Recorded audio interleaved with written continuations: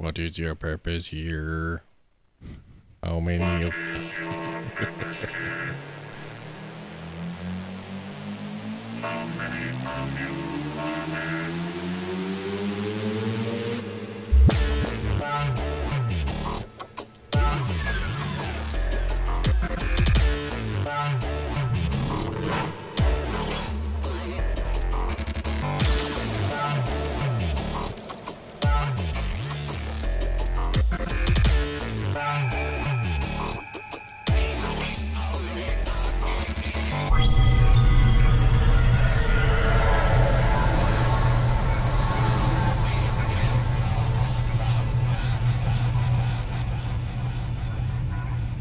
Welcome to Voyage of the Geek for another week. 14th of September 2017. Joining me as always, Dan. I was going to call you Dan McGill. Tom Miller. Oh, works. Let's mix it up, shall we? Tom McGill, Dan Miller joining me as always. My name's Dave Scotland, and every other week we check out what's going on in classic cult, sci-fi, fantasy, anything we can get our hands on, and review to within an inch of its life. Getting your hands on it is anything you can get your hands on is quite pertinent for this one. Yeah. And what Dan is alluding to is that tonight we're going to be having a look at an unreleased classic. If there is such a thing, I think this probably qualifies. It is a 1994 Roger Corman a superhero action film that never saw the light of day. Never. Called The Fantastic Four. And a lot of people aren't aware that this thing even exists. And Dan, why don't you tell us the conundrum that we are faced with tonight in relation to the way we normally do a show? So what we've been doing lately is talking about the narrative, and that has been the kind of spur for the conversation for everything. But this time around, there's that saying, you don't bury the lead. The narrative of the actual film is not the lead story here. The narrative of another film that's not the film that we're talking about is actually the lead. So we've got the secret film that that hasn't been released. And then there's a documentary. So, what's the documentary called? Doomed. Yes, I think I've got an image of the cover here, and I'll throw it up. The Untold Story of Roger Corman's Fantastic Four. That is excellent. That's bloody amazing, actually. Is that the actual... I believe that's the cover. It was probably done on the same budget as the movie. I believe that's the cover for the documentary. They did a crowdfunding. Yes. That's how they financed it. I think I read somewhere that it was like a professor of filmology at MIT or something or other that actually put it together. It's available on YouTube, so you can watch Doomed on YouTube. Yep. You can also watch the original on YouTube, and we'll put both of those links to both of those in the show notes for the video. And on the site with the podcast, the MP3.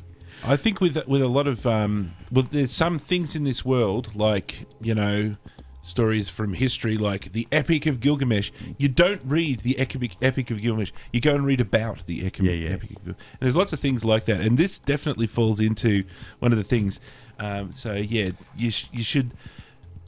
I went and watched a whole bunch of other people's reviews. And I think clearly... Of the film or the documentary? The film. Of the film. Yes. And there's sort of two camps. Yes. There's people who react to the film... Raw, in its raw state. Raw. And then there's people who... Then there's context. Yeah, people who understand what the film is and then react to that. And now, we would be in the former... Yeah. If not for him. It's his fault. Right? Because we all set out to watch this film as a normal review. Yeah. We just thought it'd be interesting, to see a Roger Corman never released Marvel film. And so we did, and we watched the film, and then Tom found the documentary. He also found an article which I think either spurred on the documentary? A lot of the document is based on the article, which was written just before the release of the 2005 Fantastic Four film that everybody has seen or knows, the one with Jessica Alba and stuff. Yeah. So before that article came out talking about, actually, the 2005 film is not the first. Yeah. There was one 10 years earlier. Yeah. And I have to admit, as soon as I saw the documentary, the film all of a sudden had heart. It all of a sudden had something that was not there when I watched the film. I was ready to tear it to pieces. And then I watched the documentary and I can't do that. And I think that's a fascinating thing. There's something going on there for me to be so heavily influenced by a making of to change the way I feel about the film. Dan, you saw people reviewing the film on the internet. Is that the general thing that everybody rips it to shreds? Or are there people who actually genuinely... And that's where I was coming from. Good of it. There's a bunch of people who just react to the movie that they see before them, and they're like, "Oh, this is a load of crap. This is the worst B-grade movie I've ever seen." Blah, blah, blah, blah, blah, blah. And there's the people who sort of understand the bigger picture and the context around it, and and they have a much more nuanced But opinion. the bigger picture actually only developed after the film. After the film was made, right? So had the film been released, this documentary wouldn't exist. Yes. The article would never exist. Yes. And it would just be the worst B-grade movie ever released. Yeah. Well, we have to remember that later. Well, maybe we can go into that now. Oh, look, before we even go into that conversation, we got to think about how we're going to approach this, because there's probably lots of different ways to approach this and lots of different discussions. I've got a little bit of stuff about the history and a little bit of stuff about film reviews. So maybe if I don't know, we start fairly randomly. If I just build on what you've just said, I wanted to check out how the ratings for Rotten Tomatoes and IMDb compared for 1994 versus 2005 version. Good call. Yeah. Because 2005, in my opinion, is a load of crap. Absolutely. And Didn't they make two of them? they made two of them, yep. and then they released another one 2 years ago, and they just got from bad They to worse. rebooted two years ago, Yeah, and they it didn't get any better either. No, It just got no. worse and worse. It was worse than the one that we think was really, really bad. Yes. So there's stats on Rotten Tomatoes and there's stats on IMDb, and it depends on the way that you look at them, because they have the tomato meter and then they have the average stats. So I took the average stats, and because they're expressed as a kind of a percentage, you can then add up the numbers and do a bit of an average and get a bit of a score. So check this out.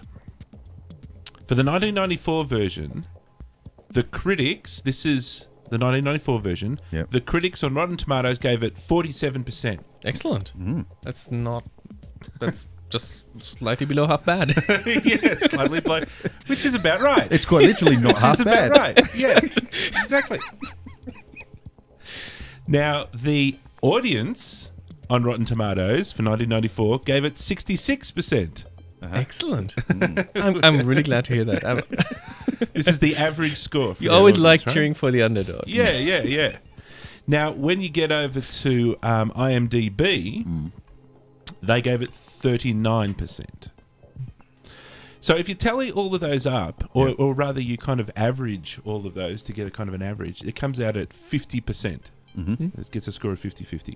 So if you now go over the 2005 version, Rotten Tomatoes critics gave it 45%, which is 2 percentage points down on On the other. one. At least it's down. On That's 94, That's critics. right? Then the audience on Rotten Tomatoes gave it 62%, which is again about 2 points down on the Rotten Tomatoes. So it's about the same. But the critics on IMDb gave it 57% for the 2005. Average all of that together, and you get 54% for the 2005.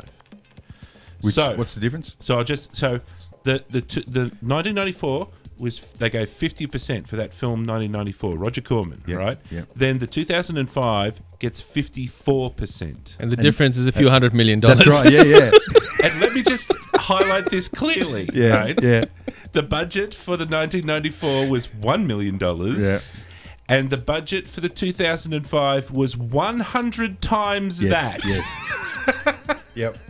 It's a very well polished turd. Yes. So yeah, what I was going to do some other maths, in the background.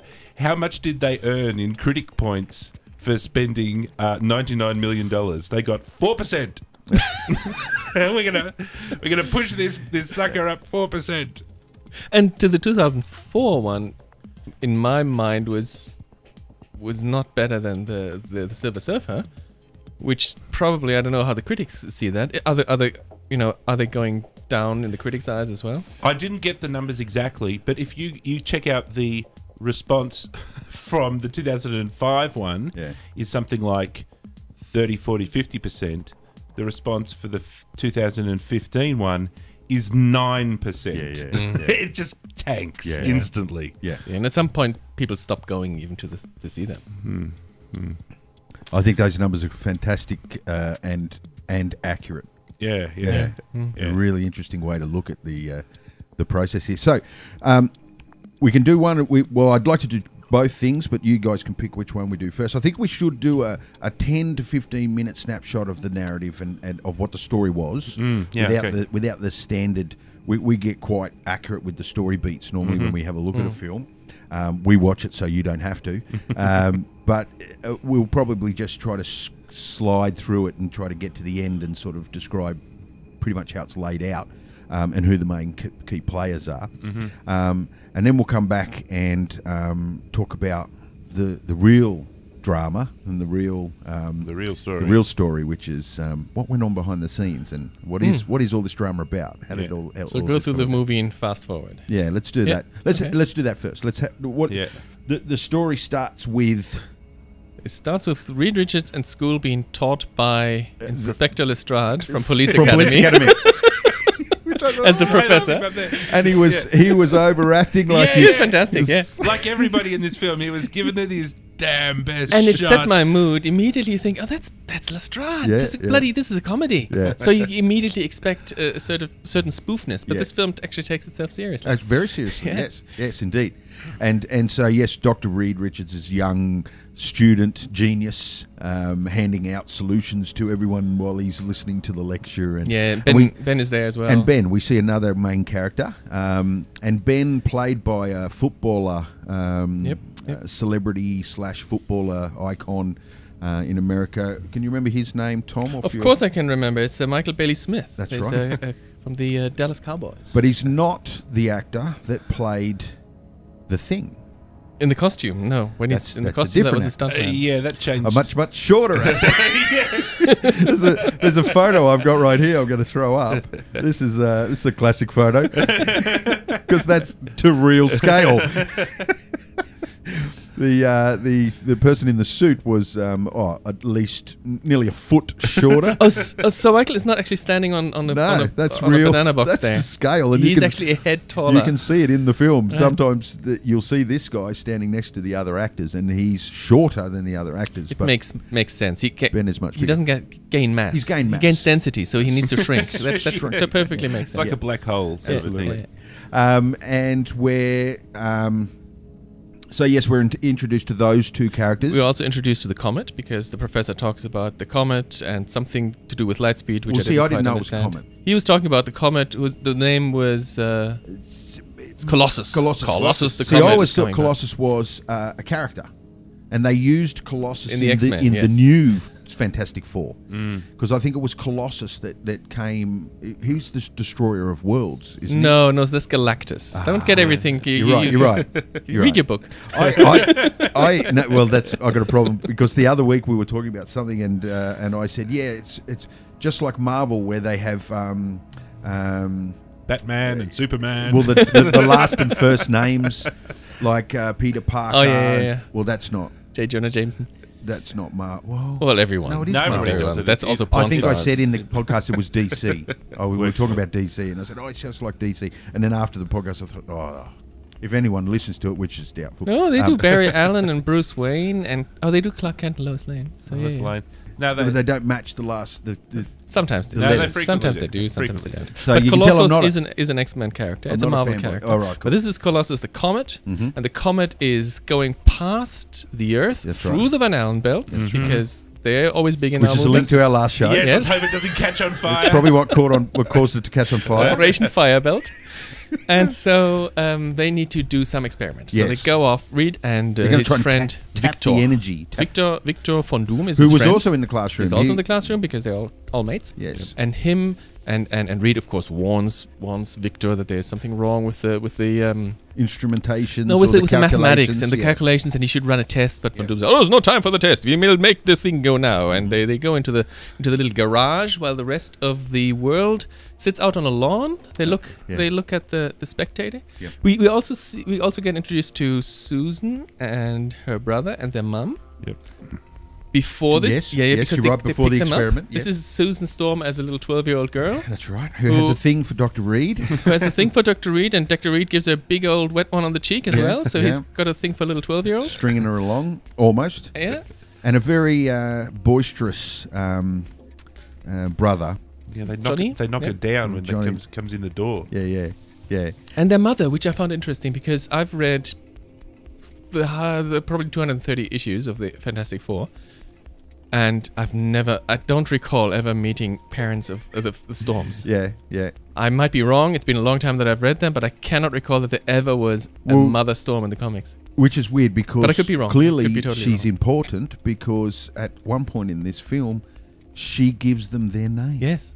She calls true. them, gets them together for a photo. Isn't it a photo? Yes, at least they get them together. They stand, they pose for the Look shot. at you, Fantastic Four. And after she says that, they go to the thing and they watch the comment, and everything goes downhill for Victor, who gets frazzled, That's right. and Ben saves him in the last moment, but he gets badly burnt. badly burned. They go to the hospital. Two weird guys turn up and take off with his Yes. body. We don't really know who they are, where they They came were from. introduced briefly because even on They campus were they clearly playing. evil because they had a Russian accent. They had a what's the name? What's the country? Transylvania, the Yeah. same country that Rockin' Bullwinkle's nemesis comes from. It's Dr. Doom's country, and I forgot. I'm so embarrassed now that I don't remember the name of the country that he's the king of. Oh, is he a king? He's a monarch of bloody hell. Somebody Something. phone me right now and tell me. And so they're already there. We saw them briefly on campus. Even. They're That's playing right, they're chess playing there. And chess they're watching. They're always there. They're Yeah. secret bodyguards. Yeah, And they pretend that he's dead, and they take him away. that's right. And he's 10 years go apparently by, and so everyone thinks he's dead. Everyone thinks that Victor is dead. 10 years go by, and we find out that Dr. Reed has been working for 10 years to try to do what they set out to do in the first place, which was to harness this comet's power. But this time round, they have to go into space. They have to launch. That's right. So they go back and ask Sue Storm's parents if they Yeah. can take their kids to Yeah, space. Yeah, like it's the zoo. yeah. Can I We take just wanted to know if your kids wanted to come along into the death trap that is space, into a shuttle that's never been launched or tested. So did they explain why non-astronaut people are just going to be? Yeah, what was the explanation? because Ben says, "Oh no, but they know all about your research. Nobody knows about as much about what you were doing here than those little." Yeah. Mm. They're now 10 years on, so she must be 22 or something. Yeah. In the original comics, it was because they were going to shut down the program.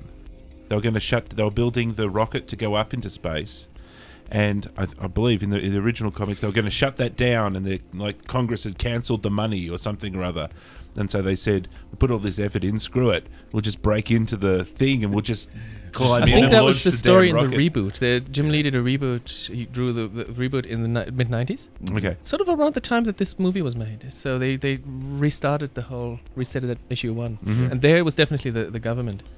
In the originals, I think that was legit at the time. But I, again, could be wrong. But Latveria is the Now we country. skipped over a very important story beat here that just before the launch, they took delivery of a large diamond, Yes. around about the size of a watermelon, Yes. and the diamond got stolen and replaced by someone that turns out to be a replacement Mole Man because they didn't have the Marvel rights to use Mole I Man, think so they they had come the up with ri- the thing is, jeweler. the thing Yeah, is, yeah. when you buy the rights for a film, you buy the names, right? Yeah. You need to buy the characters. You can't just buy the heroes. You buy the bad guys. So Yeah. you buy Doctor Doom. You get the Mole Man because it's classics. You probably buy Silver Surfer and Galactus and whatever. Throw in Silver Surfer for free. And somebody somewhere, some article or some YouTube thing that I read, they wanted to have the Mole Man in there, and I think Bernd Eichinger himself says, "Nee," because Eichinger knew that he's not gonna invest into this film, right? Yeah. He's gonna give it $750,000. I'm not gonna invest. I have to put the Fantastic Four in there and Doctor Doom, Yeah. but I'm gonna reserve because I believe, and we'll talk about that later. I believe they wanted to release that film. Eichinger himself wanted to probably release it. He's a producer. He puts in money. He said, make the film, release it. Maybe it makes me a few bucks. Yeah. But he just wanted to then make a proper film, and he didn't want. Normally, when you have your origin story, you then can't reuse those same bad guys. So Peter Parker becomes Spider-Man and fights against the Green Goblin. Yep. Second film, he has to fight Dr. Octopus. He cannot fight Green Goblin in the second film. So they did have the rights for the Mole Man, but instead they invented a character who's not a Marvel. There's no jeweler. There's no jeweler. Doesn't exist in the Marvel universe. And he steals the big diamond. And he steals the diamond, which is straightly hewn out of the underground. It's not polished. It's just like a geode cluster of just a cluster of shiny stuff with a light in it. And importantly to the story is that the diamond is at the heart of the energy capturing device that they're going to use when the ship reaches the asteroid. And also we forgot to introduce another character, because when they go to the bank to deposit the diamond into the security vault, Ben Grimm collides with a blind sculptress, with Alicia. Yes, with and Alicia makes for potentially one of the destroys her creepiest, art. weirdest, uncomfortable scenes out of any film ever. Yes, where they run into each other on a stairway. She drops some sculpture or pottery or something on the ground. She's blind. He proceeds to then lift her into the air by the hips while she is massaging his face. And they fall madly in love. And they fall madly in love in that moment. Yes. Wholly too much touching going on. I was thinking about that, and I was imagining if I'm blind, right?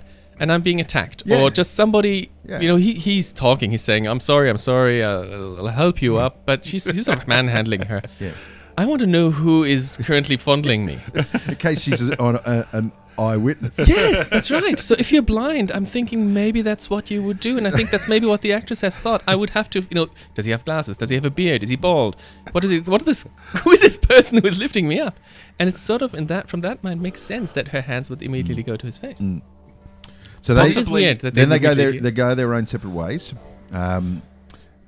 Meanwhile, Reed is in the background of this awkward scene, just sort of peering over his shoulder. Well, he's the guy who kisses and fondles 12-year-old girls. Well, so. as it turns out. He's taken. And he's got the diamond in the case, and they put it into the machine, and then they leave for the night. The kids turn up. It's all the mission is a go, and they're ready to take off the following day, right?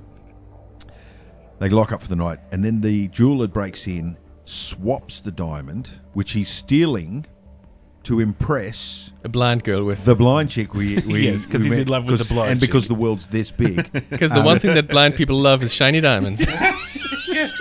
And he wants to make her his queen. Yes, queen of the underground, and swaps the diamond for a glass replica. Boom, boom, boom. So we know that the mission is doomed, but the crew don't know that yet. Mm-hmm. So they take off. Yep. Up into space. Yep. And then they start doing their science. Yep. And then they realise that the flux capacitor isn't fluxing enough, or whatever it is that thing did. Yep. And it's absorbing the extra arrays or something. Oh, is it? Helping them to buffer, yeah. So there wasn't enough buffering going on. That's right. Yep. And so the Van Allen belts got to them. And they catch fire. They could have set fire to the Van Allen belt if Underneath the Sea bottom submarine movie is to be believed. That's right. And then they come plummeting back to Earth. People have to watch all the old shows to get old They start plummeting, and then they're on Earth. That's right. So visual effects were light on, which we'll discuss later on as to why that happened. We get the story. We know what happens. They land. We then see Dr. Reed sort of running around amongst all sorts of tinfoil debris in a spacesuit such as you have never seen. Yes. in your life. And surrounded, there's little pieces of paper here and there that are on fire. Because that's exactly what you would see from a re-entry gone wrong. And then he finds Ben. Yes. And then he finds the kids, and we're all safe and everybody's okay. But Reed he doesn't quite understand why this is so. He believes we should all be dead and none of us should be alive. So then they make a campfire and Yes. have a bit of a rest. Yeah. Well, And- I guess they don't even know where they are. Yeah. And they're waiting for rescue. Yep. And they find about their powers. Yes, and they realise that they all have something strange about them. We first get introduced to her power because they find each other except for her. They That's can right. Hear her Yeah. voice. They can hear her voice, but they can't see her. And then she materializes. And for some reason, she doesn't realise that she's invisible. Just a little odd. Yes. It's Until like- she looks at herself. Yeah. Imagine you get up and dust yourself off and fail to realise you're invisible. Yep. But anyway, And so she's got powers of invisibility. yes. The- What's the next? Johnny. He's Johnny, got fire. On Yeah. his, He sneezed. Yeah, that's Didn't right. he sneeze and blow up yeah, a tree? Yeah. He sneezed, and he thought that was his power at that time. That he's got the Sneezing. sneezing power of fire. Fire sneezes. And then someone stumbles, and Dr. Reed puts out his rubber arm. No, yeah, it's Ben Grimm who's That's very right. unhappy, and he's like, I'm a big rock monster. Not yet. No, not yet. No. They go No? to sleep first. He wakes That's the up. next day. He's normal when they go to sleep. They've got the two guys turn up with their automatic weapons the next day. Doesn't he? No, he comforts him or something rather. That's why he stretches out accidentally. I got a feeling Somebody someone falls. stumbles and he catches. Probably maybe catches. that's I think it's her. Sue. It's Sue. Yeah. And then he Yeah, puts her okay. in. Yeah. That's So right. that's the first rubber arm shot for the film, and it didn't look good. It wasn't impressive. But yes, Ben goes to sleep. They all have a bit of a rest, and Ben goes to sleep, and then they're woken in the night by the flash of some sort of security police sort of siren, and car turns up. A couple of guys get out with automatic weapons. I believe we've already met Doom. Yes. And he's the one that sends he knows where they are. Mm-hmm. He's been watching it the whole time because he knew about, he wanted to sabotage the mission in the first place, but when he spied the jeweler swapping the gem, he started his maniacal laugh and said, "This is going to work even better." And he let it all happen, but he tracked them the whole time. So he knew where they were, and he sent out security guys to go and get them and bring them back to his lair. To his castle in Latveria. Latveria is Yeah, the country. The that's country it. is Latveria. And then when they sort of... Is it right next to Latvia? It's just a little south. Yes. They sort of all stand up, and then the security guards point, in awe and shock to find that there's this creature standing behind them, and that's where we're introduced to the Thing. The Thing. All right, and the Thing's not too happy that he's all thingy, Yeah. and And then they all go right. up to the lab. They're in the cast. They don't know where they are. They think they're in with the government. Yep. And they got a doctor who tries to. There's the comic moments when he interviews each of those and doesn't get his blood sample. Yep. And then eventually they flee. They want to get out of there. That's right. They use their powers. Want to escape. She goes invisible and hits the security guard in the face. The first fight scene is when people in yellow suits come into the cell. Yep. And the first fight scene is when the Thing pummels them all, and all we see is the camera spinning wildly right. for 10 seconds, and the fight's over. That's right. Camera just goes... Very does about- Batman-esque. Yes. Yeah. Because it was clobbering you can time. you can see them in editing, and it's like, We didn't film a fight. Yeah, we What can we didn't do? film a fight. I know how to rotate I know how to rotate the shot. Okay, let's spin it really fast. Yeah, shake it. Shake it. And then the Thing ends up breaking out of the cell, Yeah. and when he breaks out, if you see the comics, you see the Thing, and he's in this dynamic pose, like a kind of a ninja thing. Yeah. But when the guy breaks out, the stuntman, there's obviously a, black polystyrene wall in front of him, and he just marches out like this. Yeah. It just strides through. Just straight through it, like on a brisk walk. That's right. It's like, come on, man. Get a little bit of ninja pose Remember, action this was, going on this here. was the stuntman, not the actor. Yeah. Doesn't know acting. Yeah, it doesn't know acting. So then they get back to the world, yeah? Mm-hmm. They Well, they're now they're outside in Latveria. They Is that- realize that they're at the castle. Is that?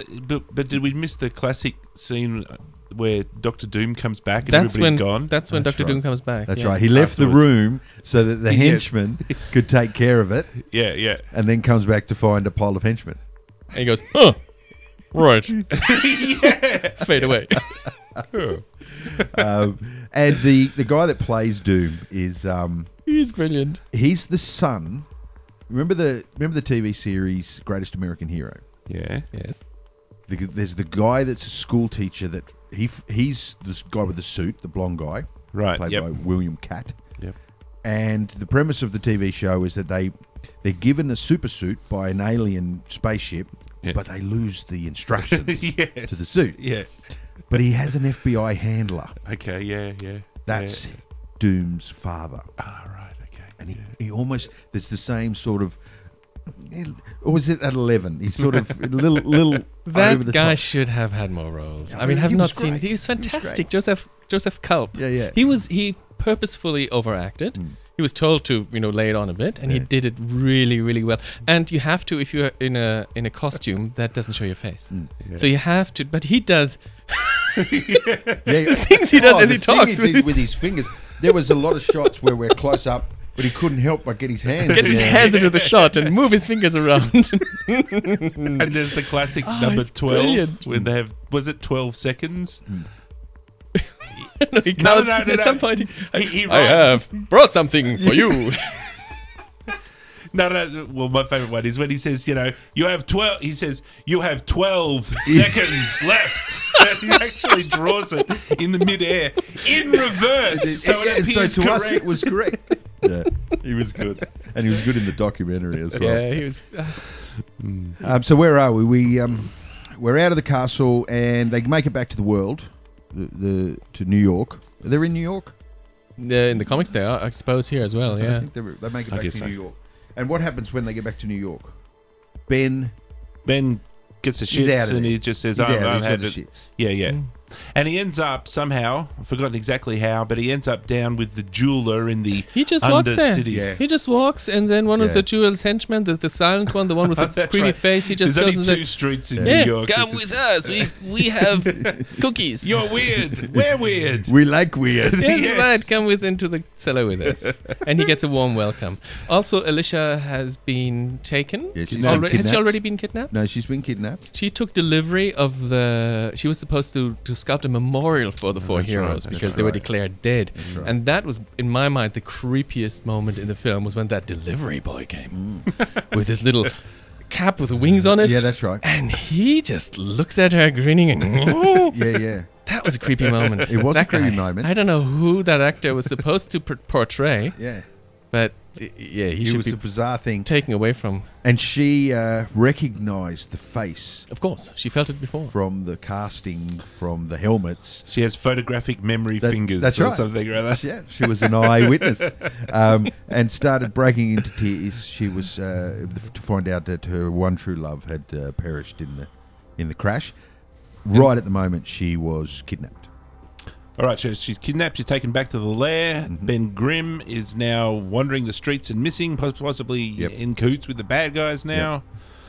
What happens next? Dr. Doom sends his henchmen, to get the diamond because then they have been following around. So he wants the diamond. That's now. right, and they try to negotiate or something. or Yes, other, they don't want to buy it, and the diamond is not for sale. That's right, because it's for the queen. Yes, Yeah, it's in for his the queen. marriage to the. Yes. So the right. jeweler does not want to part with his jewel. Yep. And then Dr. Doom gets up from his throne and says, I'm going to do it myself. Mhm. And he goes over to New York and he says, I'll be there in 6 hours. Wait for me. Mhm. And he brings a few henchmen with him, and they all attack the lair and start shooting everyone. Except the lair folk shoot at Doom, and he stands there like this and like that and poses while bullets bounce off his armor and ricochets and kills all the people that shoot. They shoot themselves with their own bullets because they all bounce off Doom's armor. Mm-hmm. And then they take the diamond, don't they? And the jeweler has Alicia with a gun on her and against her head. No, that's And right. says, "Oh, don't take the diamond. One false move and I kill her." And Doom goes, "Yeah." yeah. I don't know. Is that his exact line? Yeah. Yeah, No, it 'cause wasn't his line. His line was, "Be my guest" or something. Yeah. It was something like, yeah, whatever. Here we don't go. know. Yeah, kill her. And What do you expect? Doom's power at this point, apart from the fact that, his power up until this point is just surviving. He survived the thing that everyone thought he died from. And then we find that his power is really just a gun, isn't it? Well, his power is his mind again. He's Is a it? brilliant, Super brilliant genius. scientist. Because in the super genius, reboot yes. stuff, it's not. Like, he's magnetic, he's got this magnetic That's all his thing armor. and- His armor has all the gadgets in it. Yeah, yeah.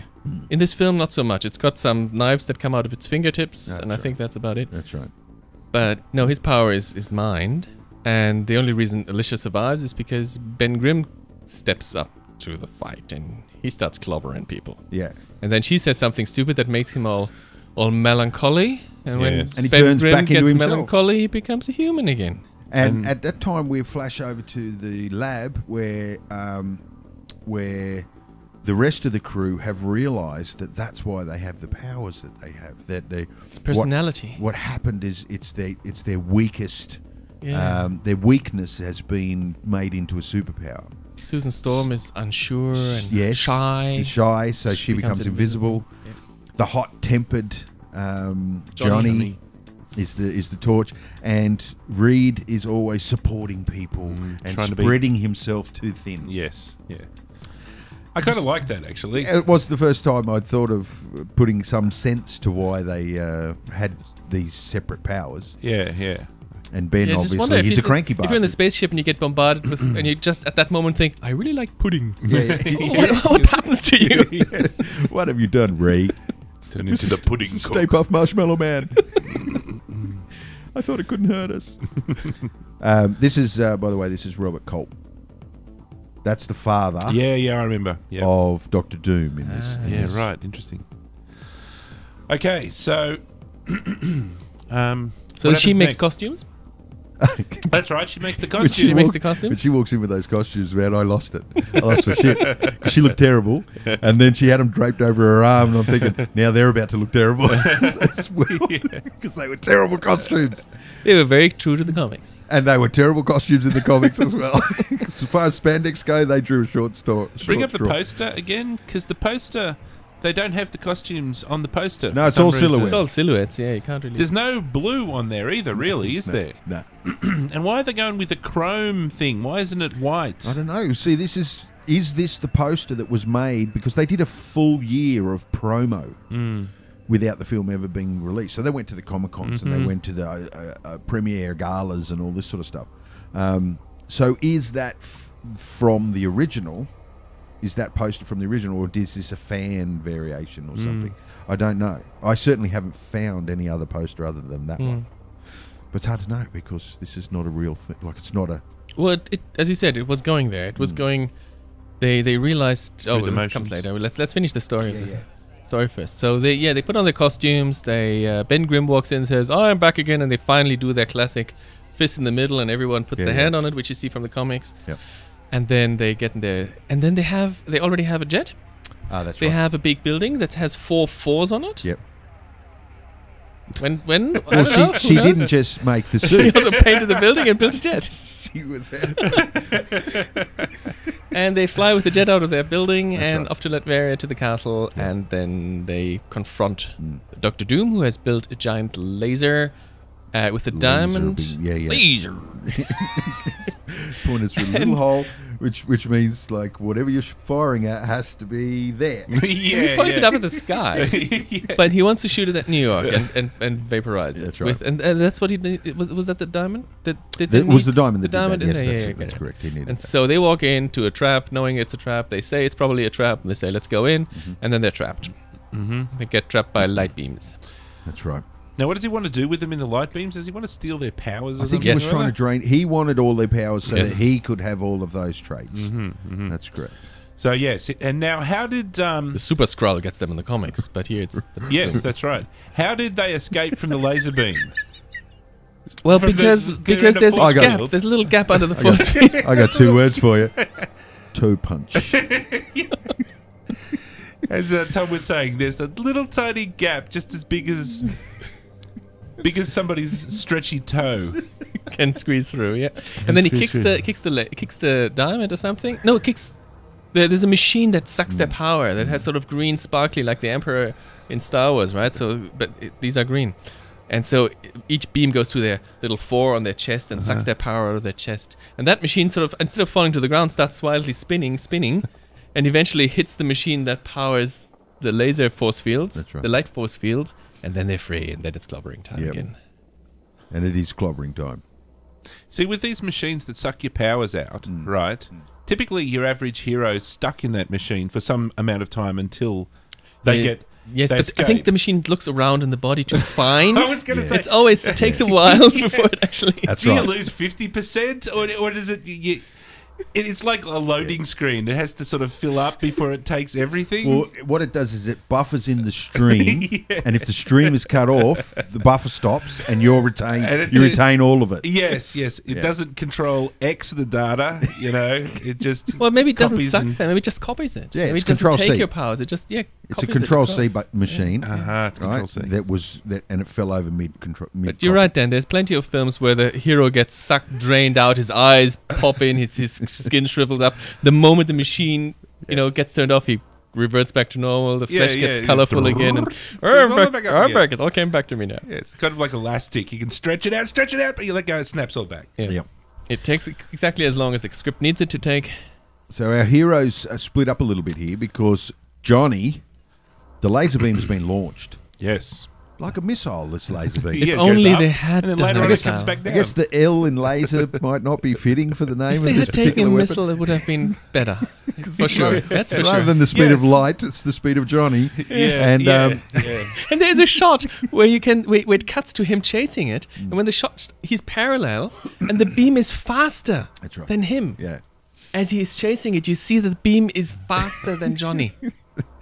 But he still managed He to still catch managed after to- it, stand in Yep. front of it, absorb it, and save New York. And then spin around wildly. Spin around a little bit. He gets him everywhere. Gets him in the ass, gets him in the head. Some of the all-time greatest animation, Yeah. sort of 3D CG early. I don't know. We'll come back to that shit. And the other hero that is doing the deed is Dr. Reed, who chases after Doom and corners him on a balcony. No, that's right. Yep. And Doom falls over the balcony. There's a witty exchange. Oh, no, because there's some Marvel rubber people arm punches. Fight, they always have witty banter. That's right. And Doom says, "I'm gonna kill you," Yeah. and then Reed punches him in the face and says, "That's for trying to kill me." From 20 feet away, though, right? These are definite rubber That's arm what- punches, which apparently you couldn't spot coming, even though they're 4 times as long. And he goes over the edge, only to just grab on with one hand hanging off the cliff. And Reed is then has to make a choice: do I let him go or do I save him? And chooses to save him. Just like in Flash Gordon, all Just- of the heroes do Yeah, that, yeah. don't they? Oh, Flash Gordon. There's music in this film. Yes, Original music. yes, Yes. Unlike the trailer, which had the music from Oh, I didn't. Battle Beyond the Stars. I did it. Oh, did it? Really? Yes. The trailer had the music from Battle Beyond the Stars. Really? Yes. And but this movie had Because the original... trailer is a real thing. The trailer is a real thing that was they made really as made they the really trailer. wanted to show the movie. That's why I think Corman was going to. He thought he was Yes, going to release it. He was going to. I think everybody was going to release it. And Except- Stan Lee, who is a storyteller, tells these stories. Oh, this movie was never supposed to. But it's bullshit. It was meant because you invest a movie, you want to show it. And Bernd Eichinger didn't have his heart set on it, and he said, "Yeah, I really just want to hold on to the. I want to have The copyright. rights of first refusal License, whatever it when is. the license gets passed on again." Yeah. So he didn't really care too much. The movie was made, and that was the important thing for him. So he didn't market the sucker, No. and nobody was really marketing the sucker. So Except for the actors. actors eventually went and said, Paying "Oh, it out of their own if we pockets." don't start doing something, Yeah. give us some money," and they paid a bit money. Well, let's save this until we finish Yeah, the yeah, story. yeah. But music, so there was music in Yes. there because you mentioned Flash Gordon Flash just Gordon, then, and there's this theme that keeps coming, the woo, woo, woo, which is exactly the Kiss theme by Queen. Yeah. Really. Which every time I heard it, they hear it several times in the film, and every Yep. time it reminded me of Flash Gordon. Yeah, yeah. Now, my wife was watching the film with me, and she said, "You know what? This theme reminds me of. I said, yeah, Flash Gordon. No, Alfred Hitchcock. I heard that in lots of Alfred Hitchcock movies. You thought there was this So we glorious both had moment. this moment where this reminds me of totally different things. So it's a universal music theme, I guess, that they took there. So Doom is dangling by the hand of the long stretched arm of Reed, and there's monologue a little bit back and forward, and then he falls to his death. Laughing all the He way falls. down. Yes. Well, yes, no, we don't see the death. disappears He in falls fog. into some foggy, cloudy abyss below, and we don't hear the thud. So right. conveniently leaving the whole franchise open for repeat visits. And then as Reed leaves, They immediately get married. well, as Reed no, leaves, something happens with Oh, the glove. The glove goes like glove this. the moves. That's right, Yes, that's yes, yes, yes. for no reason Whatever at that all. means. I don't know why. No, I never got that either. But anyway, yes. It was Ming's ring. Yes. So yes, then they get married, which is a good point. We jumped straight to the wedding. Yep. Well, at least we had a conclusion. Yeah, we Remember, did. We did. We usually get just an ending Just and then roll the credits. Yeah, Yep. we're done. Bad guy gets it. Roll credits. No, Yeah. we had a conclusion. They did live happily ever after, Yes. and they presented me with one of the golden moments of cinema history, which is the wobbly, wavy arm hanging at the top of the limo as it drives down the road. And as we'll get to shortly, the documentary, the guy that played Doom remembered the moment he saw that, For the first time. Yeah. and that's when he thought, I know what kind of movie I'm in. something is not right here. Because a lot of the stuff they would not have seen the special That's right, effects. they didn't so see the as the special actors, effects. they would have seen the sets, and that the sets were pretty poor as well. Yeah. So they must have. I mean, they knew that there was no budget. They knew there was no money. They knew that the costumes were what they were. And it was a Corman film. Rebecca Starb, the woman who plays Susan Storm, brought all her own clothes, except That's for the costume. That's right. She was wearing her own clothes too, and the wedding dress wasn't hers. Yeah. So they knew that there was no budget, but they knew there was a Roger Corman film. So What do Roger you Corman expect? makes every kind of movie and releases every kind of Yeah. movie that he makes. Yeah. So obviously there's going to be an audience for the Fantastic Four film. They're going to go to great things afterwards. Yeah. And so at that point, with the wavy arm as they go down the street, that was the end. Roll credits. Yep. I'm surprised that the actor who played Doctor Doom was even there in the wedding scene to see it. Yeah. Well, yeah. I don't know whether he saw dailies The or other actors were there. Johnny Yeah, but Storm Dr. was Doom there. wouldn't be there. Doom might have been off to the side of the set or something. True. The character Doctor. Yeah, The character, the it actor was would not definitely have him been- in the doco. Yes, that it was. said it. Yeah. Okay, so at that point, when I watched that film and the credits rolled, I was ready. I had You're one spewing, were you? in the chamber. I was ready. I had things on my mind like I can never get that time back. Like I feel robbed. That was you abused me. You came up with watching the film, didn't you? Was it your idea? Yeah. I wanted to see what it was all about. No. And then Tom introduced me to the. Well, maybe we should do a little stop for a second and just do our thoughts. Yeah. Our sort of pre later on thoughts of what we thought after Well, the that original movie. film, Burn. Burn. And your I don't burn. have burn very often in this stuff, right? So without the context of the documentary and everything that went on behind the scenes, it is a burnable film. Like, it is not a fitting tribute to such heroes and such lore, and like, it wasn't. It was terrible. I You beg to can't disagree. spend $1 million on a film I of this nature. give it some credit because it Tom has, thought it had heart. It had something. Yeah, it has nice. And I understood that statement, but only after I watched the documentary. I hadn't watched 'Cause the I felt for documentary at them. the time yet. I felt for them. I felt for all of them. But I'd after the seen doco. the other Fantastic Four films, and out of them, in terms of Yeah. engagement with the characters Yeah. and not getting bored, this was entertaining, and this had heart. And the other the expensive ones, they made me just want to turn it off. So Leave the film. you were really disappointed with those other ones because I was totally before disappointed with those. you've read a lot of this material And in comic form. yeah, and this one is the truest Yeah. to the characters, to the comic. Yeah. I think the script initially was the low budget destroyed the film. Yeah. The script itself wasn't such a bad script. Yeah, I think you're right. So it's the fact that they didn't get any support in terms of, and what we're seeing, you gotta give that credit that this is a copy of a videotape of another videotape Yeah. uploaded to YouTube. Absolutely, and that's what it looks like. To see the original would Yeah. have I would so if this if Marvel didn't burn it, Yeah. they should totally put that out on Blu-ray. Yeah. They should invest a few $100,000 to redo all the special effects. Yeah. Not redo. That's the wrong word. Just make them. Just tweak up. Oh, No, well, no, I think Tom's idea is... I don't I'm think with Tom. I know what you're going to say, and you're going in a different direction. Tom's suggesting that they should be recreated. No. Given that they They originally were done by a madman. No. Let us see what this film could actually be. They were originally done by Steve If Schilling. the film had whatever they can salvage with budget, You're they going should down the salvage. Lucas route there, where you're going to shove friggin' dinosaurs But all then over again, the fucking are we screen. changing something when it No, never got It released? hasn't been released. That's right. True. No, it has been released, you sneaky bastards. It has been released. Yeah. No, you don't. It does belong to the people No, now. you don't redo the special effects. Yeah. You fix the film because it's still incomplete. Like the ADR pickups for when Doom's talking and That's right. right. So I think make it complete is what you should be aiming for. Yeah. Yeah, you're right. Yeah, fix what you can fix without having to get the actors back who are now way too old. Mm. You know, you can't refilm shots. Yeah. And there's no way to start refilming thing without refilming the whole thing. That's not possible. Yeah. So release the thing, fix what you can fix, but show us what it could be. Because, it could be a nicer film. My opinion was, yes, I thought it was good. Good's a strong word. I thought Kick in the ass is good if the alternative is a hammer on the toe. the music was good. The music was great. Right, yeah. I thought that the story was... Because the music, of course, was a 22-piece symphony orchestra. Yeah. And the two, was they brothers? Two brothers Yes. Composed it with their own money. They used their own they money. paid for the orchestra themselves.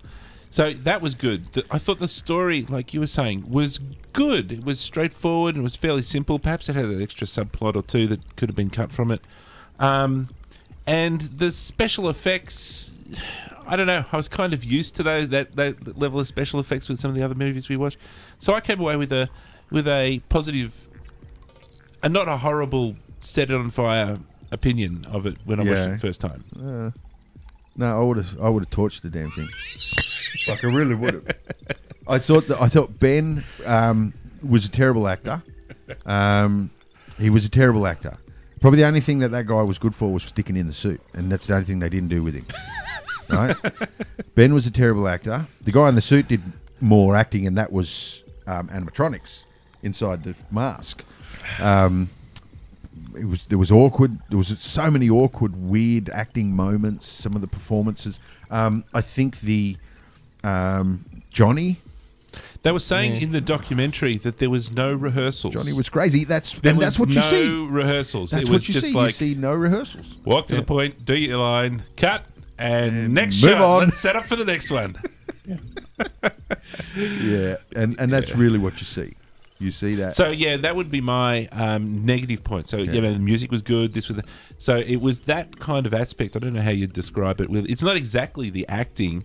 It's the speed of production. You Guerrilla could kind filmmaking. You could kind of tell. I think I was a little bit influenced by the quality, the print upon print upon print quality of the thing. It was a lot of it's lost in shadow and stuff. If I might have added some points if I had seen it in a proper cinematic quality, because they shot it on film and everything. It was, I think, although at one point I think they mentioned that like a lot of the emulsion didn't even match. Yeah, they didn't have consecutive numbers on the emulsion of their film. No, but that Roger Corman never had that. No. Okay, so All let's jump into what is this all about? What actually happened? So, Tom, tell us the story of how this thing came about. Where did it start as a let's make a movie process? Who came up with that idea first? I think that Marvel have been doing movies, right? They hadn't done many, but by the time that this film was made, which was 1992, 26th of December 1992 is when they started filming. Yep. By that time, DC, that date's very important. We'll come back to that. DC had many successes. They had done a Batman franchise and started with quite successful films. And they took the superheroes from the 80 films, which were pretty crap films. And they had I know when we used to go to America as a family, because I'm half American, and we used to go spend our summer holidays there, and they had a TV show which was The Amazing Spider-Man. I love the Spider-Man comics, so I watched the Amazing Spider-Man the TV show where this guy climbs up the side of the wall with his hands just waving like this while he's being pulled up with a rope. Yep. Horrible, even for a teenager that was horrible. And I still watch it because I like Spider-Man. Yep. So that's the quality that we had in the 80s. Now comes Tim Burton and shows us that we can, with a big budget, actually do some decent movies with lots of makeup and costumes. And they had done, I don't know how far they got into the Batman franchise, but at least 3 or 4. Batman Returns, Batman Begins, Batman Forever was maybe out there already. I'm not sure about the times.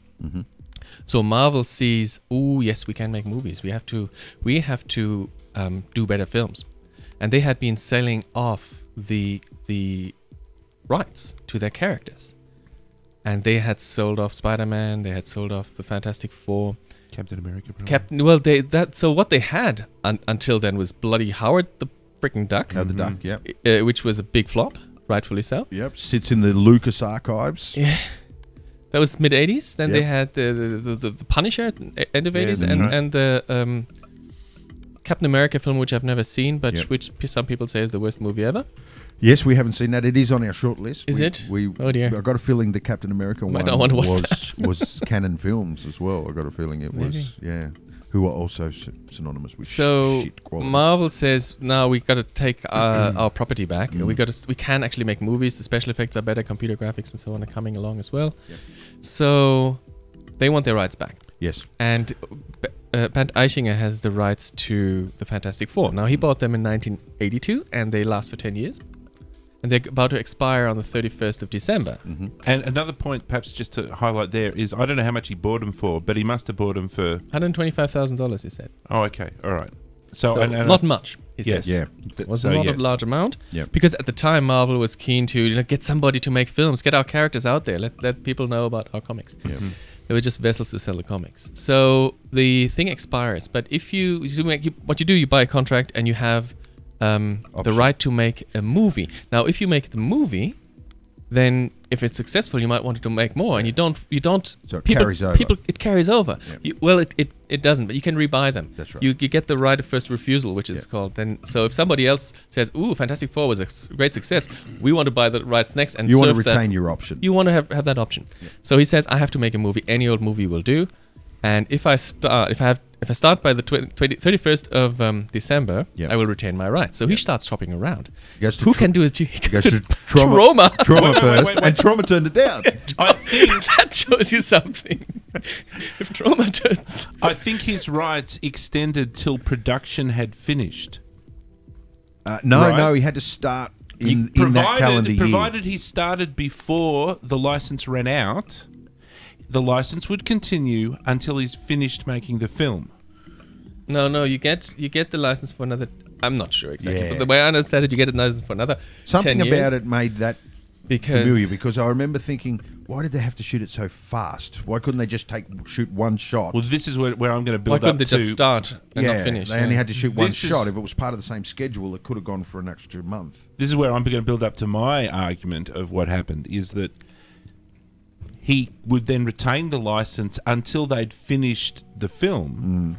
Thus, if you know what happened, and I don't want to steal the story too much, but they start producing the film really quickly, but then when it starts to hit editing and special effects and stuff in the post, the brakes went on. And it just drags out for another few years. And I think the dragging out was, this is where Ari Arad. Yeah, Ari Arad comes in on it, right? This guy here, all right?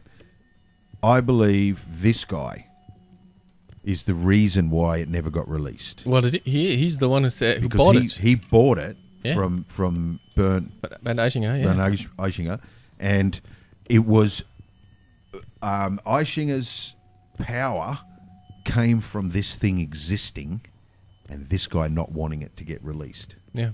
Eichinger wanted to release it, right? But this guy didn't. He was desperate. He was a comic. He made cartoons, this guy. If you go back into that period, back to 90, 94, 96, whatever, Fantastic Four TV series. right? He was the executive producer of Fantastic Four TV series, Spider-Man TV series, Generation X. He was getting a lot of critical acclaim around about 1996 for a TV movie, Generation X. These are cartoons, These are animations. But that's comics, after. yeah, What's he cartoons. doing in 1992? I think the same. I think he was a comic book guy. Oh, that was 1994 when he bought the film. That's how Yeah. long post-production took a long time. That's right. Yes. So it was it was Eishinger's. He had this thing in the can, and the threat was, well, I'll release it, right? And then that's why he didn't stop these guys from going out and promoting it, because the more he promoted it, the more it made Marvel in bed with Ari to make. They want to make the big $100 million X-Men movie, and so. Eishinger just kept doing it, and they were probably offering him more money and more money. I don't think we ever get let in on how much. $2 million. Was it $2 million? Yeah. Because he would never have made that $2 million from Ari or from Marvel if the film didn't exist, right? And he had to buy out Roger Corman, because Roger That's right. Corman That's put right. invested money, and That's he right. was doing the post-process and the editing and everything, and it was in Corman's hand. He had the film. I believe. And so when Eishinger called Corman, says, hey, we're not going to release that thing, Corman says, well, I want my money back. I'm Yeah, going to that's release right. this thing. That's right. Yeah. And Eishinger says, I'll buy it off you. Yeah, I'll give you $1 million, and you give me the film. And then it was all Eishinger's property, and then he sold it on to Marvel, Yeah. who I hope didn't destroy it. Well, the official story is they did. Yes. That's officially they have said. Ari has said that we burnt it. But it's the belief of the director. I love the director. He gets interviewed in a documentary, and I think he says a line that, look, I'm not going to lie to you. I wanted to smack someone in the face. Right? I wanted to punch someone in the face. When he found out that the whole thing was never going to, there was no plan to ever release it from Eishinger. I don't think that is true. I think that's what Stan Lee has been saying. Yeah. Well, I remember seeing in that doco Stan Lee standing there with a microphone. Yeah, and Stan Lee, he's spruiking to. What does he know? He's a comic. Yeah, it seemed to me like he thought it was going to get released. Yes, he was that's whinging. right. He's saying, "Well, this will be the last film that we won't do. That someone other than us will do." He wouldn't be saying that. He would have just shut up. He has no power. Yeah. The film is. They have the rights. They can release it. Of course, he expects. Who makes a movie and doesn't release it? Of course, he expects it to be released. And as they say, like he was on the film set on multiple occasions. He turned up with the donuts and stuff. He was rubbing shoulders with the people in the film. It was only after the fact that he realised, it's $1 million. It's only $1 million film, and I don't think it's. And I fully believe that Corman was going to release it. Yes. Right? Corman. Why wouldn't he? Yes, exactly. Like the poster says. He got the he's- poster printed. He got How many? It says on the poster for the documentary. How many films did Roger Corman make and never release? Yeah. One. Yeah. That's right. That's right. Yeah. Just at the bottom of the. Yeah, There, it does too. So who are the key players here? Let's break it down. We've got Corman, who was approached. He was the second person approached because Who knows how many he approached? But Yeah, Troma, that's right. Troma turned it down because Toxic Avenger is actually in Marvel Comics as well. Oh, it is too. So they have publishing rights between with another, and Troma didn't think that the movie was gonna, for that kind of money, he wouldn't get any money back, and he's just gonna alienate his buddy Stan Lee. So That's right, he he said, was I don't want protecting to his mate. get involved in this film. I So don't I think wonder- Stan is gonna like it. Yeah. I think that was the idea. Yeah. I wonder what Corman thought, because he knows what he does. Yeah. He makes the quickest, fastest, cheapest movies. And when Marvel comes to him and says, hey, you want to make a really quick, fast, cheap movie for us? Did he say... Eishinger came and said, look, the option is going to expire. I need to make a movie fast. You can't do that for You're me, the can't guy you? to do it. And He sent a bunch So- of people out to work out if we could do it. and Eishinger says, I have to produce it. The option is going to run out by the 31st of December. And if I don't start filming by then, I have to start. But I don't want to start on the 31st because that's going to be so obvious. right. So let's start on the 26th of December. That's right. And Corman goes, dude, it's going to be obvious either way. So what I suppose I'm getting at is that Roger Corman must have had a bit of a thought that something pretty fishy's going That's on. what I reckon. Yeah, but That's he what I gets reckon. paid. He makes a cheap movie, makes a bit of money. That's how he works. Yeah, and Yeah, he true. probably had 5 other films going at the same time. Yeah. Those guys, they're like Canon movies. They were pumping out 20 films a year. and only a couple had his name on it. But he was affiliated with this one. He was, had money in that one points in It this was one. 22 days shooting, I think. Was it? Yeah, something like that. Something like that. Which is not 3 weeks. Is not It's terribly principal short. photography is not that. No. You can shoot a film in a month. for sure. Yeah. Because there's not a lot going on in location-wise or anything. The It's not condemned the bloody barn Lord of the somewhere. Rings, which takes months to shoot. Yeah. Years. Yeah. All those shots of the Thing running around the street, they just grabbed There were some... pickups. That was later on. There was yeah. some guy over here, I think it was a writer or something that just, you're big enough. Get in that suit. They take you down. Make sure you run under that light over there. Yeah, grab a camera, we'll go out and film it. There were 15 minutes. A couple of chicks under the light. They weren't even actresses. Yeah. It's like, just act scared. In the film. Let's talk about the actors and actresses' perspective. They all believed that this was going to be a leg up movie for them. Certainly at the beginning when Batman was around at the time, these big superhero movies were making big money, and they were being offered a role in the bloody Fantastic Four. It was all pre-Spider-Man, though, wasn't it? Yes. Yes. Okay. Yeah, Spider-Man because was Ari 1999. Arvid, I think, is affiliated with Spider-Man, the Spider-Man movies. It was Sony Pictures. Then they had the rights at the time. I think he did Amazing Spider-Man. He was the producer of the Amazing Spider-Man 2 in 2014. So he's the Amazing Spider-Man 2012. He did Spider-Man 3 2007. He did Ghost Rider. Terrible film.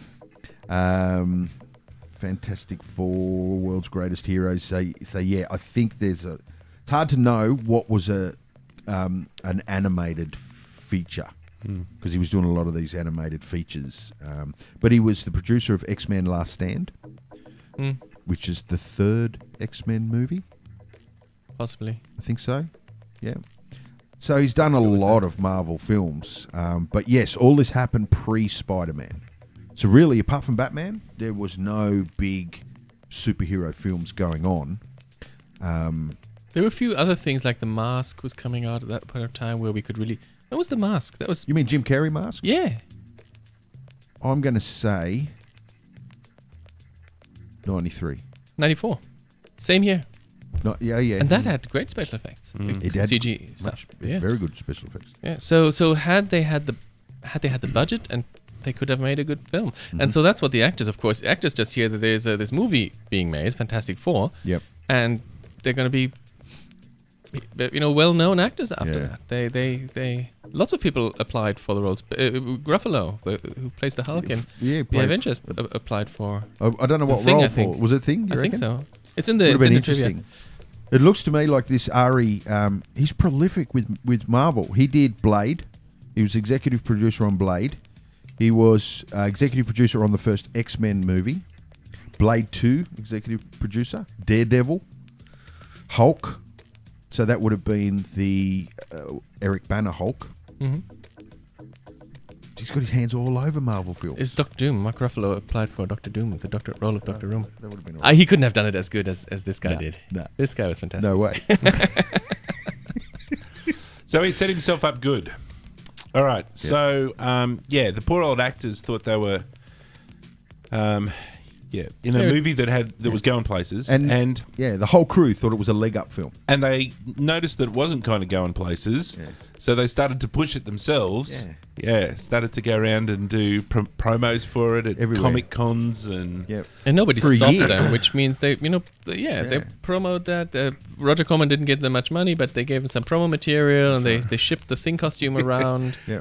The guy that played Ben paid for a lot of their accommodation and flights and everything. Yeah. I think he said $16,000 it ended up costing him to over the period. And then But you would do the same. Like, I've worked on film productions, and I've worked on low-budget film productions, Yeah, especially yeah. here in Canberra. No, that's and right. you have done that film, and you want that film. Yep. There's a film that I worked on which I have not seen yet, which I cannot find on IMDb. I cannot find any proof of its existence. Yeah. And I want to see what became of that film that I worked on. So if I had anything to do with it, if I had any I could call the producer, but I'm not that desperate as they are.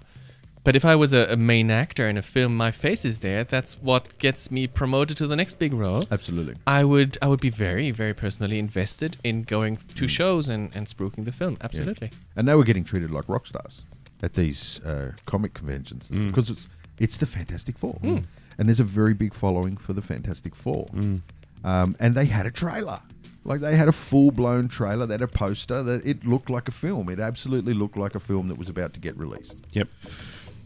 And then they booked an opening night. They booked a grand opening red carpet. They were going to show it at a theater, and then some theater, blabbermouth talked to Avi Arad about it. Because if in another continent, he was in Tokyo or something like that, and some fans said, "So what do you think of the?"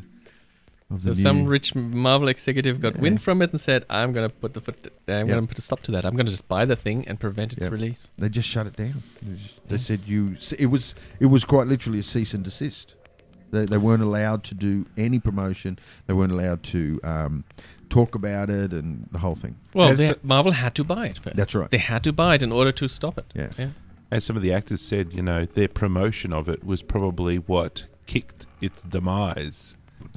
Kicked the price up. Yeah, they. Yeah. Well, I think it might not have sold it. If they didn't promote it, they would have shown it. They would have released it. Yeah. Well, or it might have just disappeared into a back closet somewhere and not got released. Yeah. It would have probably shown at you know.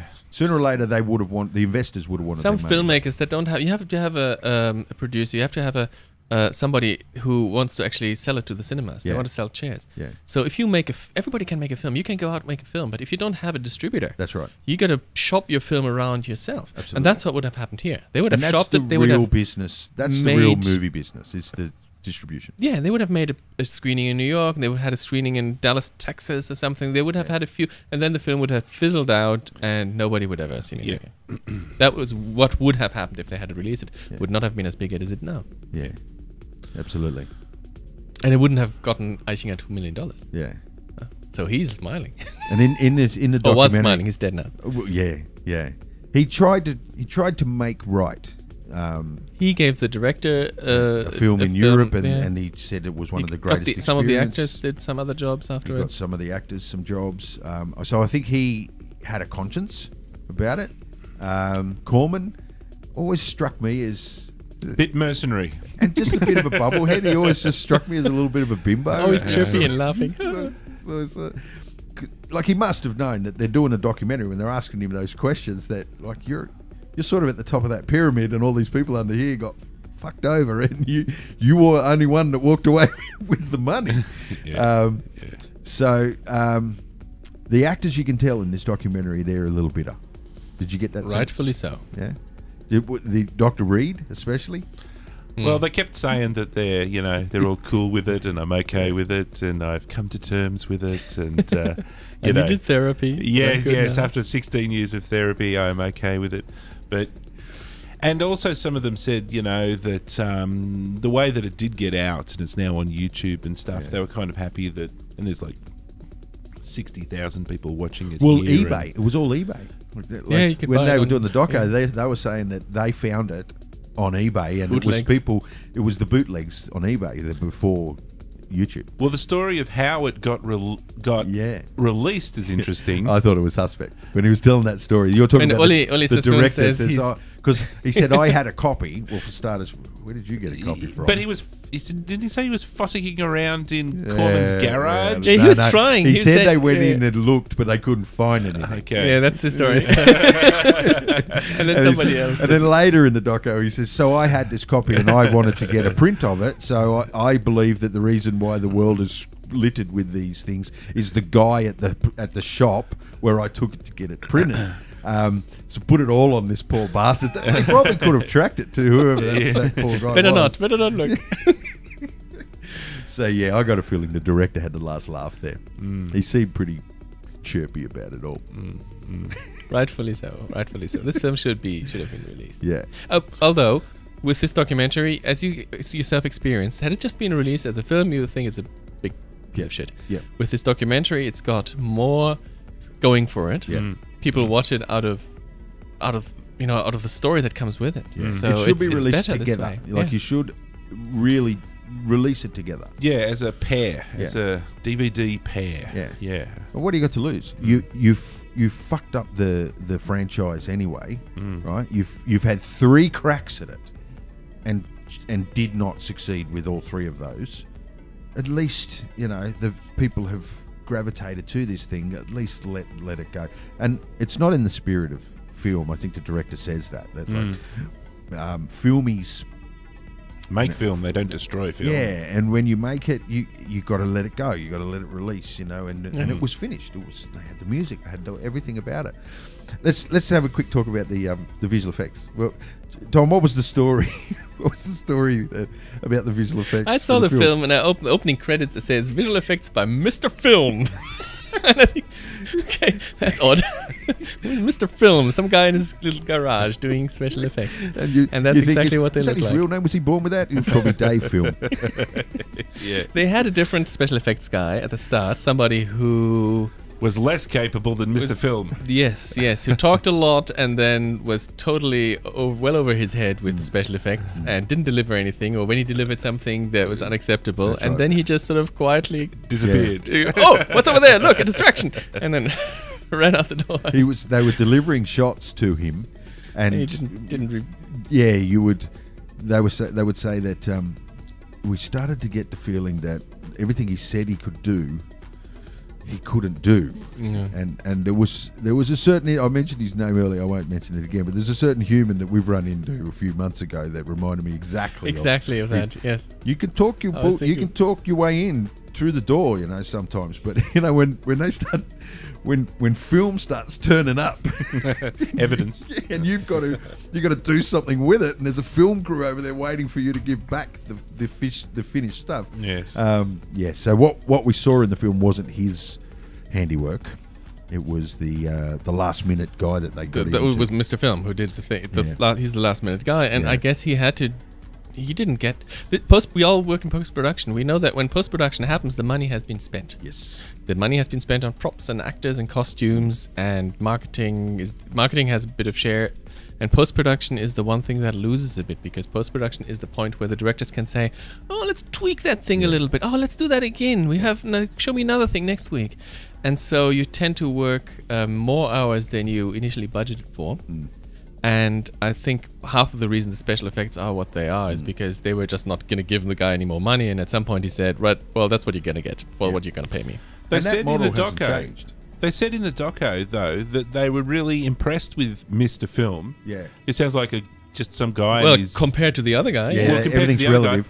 But he was like all of them, like the musos doing the sound and all of the actors. Yeah. He was like super enthusiastic, and he was doing his best. And it was a leg up film. Like they were all treating it like, especially the musos. It was a leg up film. They were trying to. It was a film. It was going to play in cinemas, right? And that's a big thing. And they were the lead. They owned the composition. They owned the visual effects. And so imagine, Dave, there is no Fantastic Four movie released yet in this world. Yeah. And somebody comes to you and says, I've got the bloody film. I made the film. Yeah. Dave, can you do the special effects for me? I'll do it for free. Oh, wouldn't you be stoked? You could. And I'd get 20 other people. I'd be horrified, to be honest with you, if it's just you in your bedroom. But you think this is going to be worldwide? This is going to be... I'm going to be on the cover of Esquire magazine. That's right. It's got the guy from Police Academy in it. And I wouldn't have trouble getting 20 other people on board as well to help me do it. You're right. And it's like at the start of a movie... They sit it around at a table, and there's hair, makeup, there's camera, there's lighting, everyone has a lead at the table, and in the middle is the money. And what they do is they go 10 for you, 10 for you, 10 for you, 10 for you, 10 for you, 10 for you, like that, and then they start making the film. And what happens when makeup runs out of money? They go over to post and they take a bit out of post and they give it to makeup. And then when you run out of money, they take a bit out of there and they give it to you, because this person doesn't need it yet. And they always think, oh, we can get that money later. And they do the same with time. Like if you run long, or if the stunt guys need an extra 3 days or whatever, everybody borrows time, and that's where they borrow it from, is post-production, and it just gets shorter and shorter and shorter and shorter. And that's why you have so many names appear in the end credits. In films often is because it's not because they needed that many people, it's because they needed that many people to get it done by that date. All the other wheels are in motion. A good marketing producer's and onto everything. that. A good producer has the overview and says, well, this is how much needed here, Yeah. and they put an end to that. But you're right, yeah. Some movies It makes the job shovel really them out there difficult. around. Yeah, it's sort of now we want you to do it blindfolded, and now on one leg, and now in the dark. So, I still say that I think the doco is one of my all-time favourite docos. It's got heart, it's got soul. I really felt for their story. I know how it must have felt for them, right, to put so much effort and time and passion into it, and to also consider it as so important to your career. Only for it to go nowhere and fall in a heap. And it took 30 years. Didn't it take, 20 years? The doco was released 2016. This film was, yeah. So it took 30 years, 20 years? 30 years. 20 20 and years. 2. Took that long to get any recognition for their work in that film. And it was only because of, black market, eBay, groundswell of interest. So I'm glad that they got that. And so I would not burn, I would potentially buy the doco, right? Belongs in some collection. But I still would burn the film. I think it adds heart to the film, and just sort of maybe clarifying my final thoughts on the film is that I think the film is a patchwork with holes in it. Yeah. That's how I see the film. Yeah. The patchwork is pretty good. The music and a bit, but there's there's clearly holes in it. Yeah, right. Yeah, there is. And I suppose the last thing is you want, in a good-natured way, you want it to be better, and you want it to be, you want to give. Here comes the great acting of the hands. Oh, that's just got the 12, I think. You want to give the. You want to give the film a shot, right? Yeah. You want to. We're watching Dr. Doom at the moment. That's and right. his fantastic handwork. He's delivering the ultimatum to the crew via a very small screen, or very large screen, but with very just small, his face small camera shot. And both hands. He needs to get his hands into the shots. Yeah, both hands. And it makes you wonder why. That's why they put the hand moving on the shelf right on the balcony right at the very end. Yeah. It was his last movement. Yeah, there was just some leftover movement, leftover acting left in the glove. All right. So, yeah, that's the 12. That's 12. Right. All right. Now we're done. So, yeah, this is the good thing about the movie, right? This is the heart of the movie, that you want the very best for the movie. It leaves you with that sort of positive feeling. So, anyway, yeah. I'm definitely not in the burn. I'm in the kind of bludge zone. No. Actually, I was thinking on the way home from work. I'm in the steal zone because that's the only way you can get the movie. If I had, there's 4 Fantastic Four movies with real actors, not counting any cartoons. Yep. If I had to choose one of them to watch a second time, it would be this one. I agree with that, and I'd still burn it. And I mean that.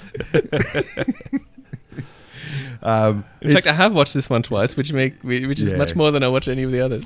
It's unfortunately from a really bad era in cinema as well. Like the 80s. The 80s there's some really good stuff going on in the 70s. There's some really good stuff in the 80s. The 90s was just so much of it was shit, right? It was just trying to buff the turd coming out of the 80s, but when we got to the tail end of the 90s, we were starting to see some really classy stuff. We saw The Matrix and Toy Story and things like that. But no, I can't see it any other way. Fair enough. So that's it. An interesting and different way to look at film to what we normally do, but I thoroughly, even though I'd burn it, I still say people should just go and check it out. I mean, check that out, and the documentary as well. Yeah. Yes, and I say people probably watch the documentary first, and then go. You say first. Yeah, you say watch the doco first, then watch the film. Yeah. I agree, and I wish I had have probably done that. I might have watched the film a little differently. But then again, knowing that I'd seen the film when I was watching the documentary, it was in context of what I'd seen in the film, and so all of those things made a little bit more sense to me when they were talking about them in the film. All right. Very good. So that's it for another week. Until next time, it's bye from me. Auf Wiedersehen. Sorry, did I interrupt you? No.